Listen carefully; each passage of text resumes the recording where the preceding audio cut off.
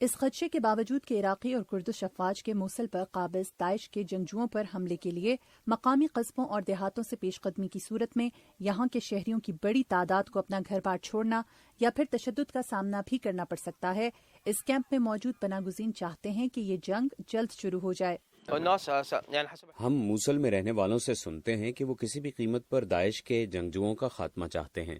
وہ داعش کے جنگجوؤں سے چھٹکارے کی ہر قیمت ادا کرنے کو تیار ہیں۔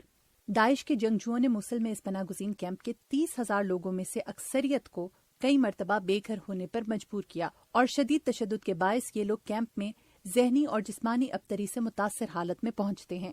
امدادی کارکنوں کا کہنا ہے کہ یہاں پر کیمپس مکمل طور پر بھر چکے ہیں اور وہ ہنگامی بنیادوں پر مزید کیمپس لگانے کے لیے وسائل حاصل کرنے کی کوشش کر رہے ہیں۔ جب تک یہ آپریشن چلے گا مزید خاندان بے گھر ہوں گے، اس لیے لوگوں کو لگتا ہے کہ پناہ گزینوں کی تعداد میں بہت اضافہ ہوگا۔ سردیاں آ رہی ہیں اور یہ ایک بڑا مسئلہ ہوگا۔ ہم ان سب لوگوں کو گھر فراہم نہیں کر سکتے۔ اسی دوران حال ہی میں بے گھر ہو کر اس کیمپ میں پہنچنے والے پناہ گزین خاندانوں کا کہنا ہے کہ یہاں آنے کے کئی دن اور ہفتوں بعد بھی انہیں خوراک اور صاف پانی کی کمی کا سامنا ہے، جبکہ وہ بغیر بستر یا خیموں کے رہنے پر مجبور ہیں۔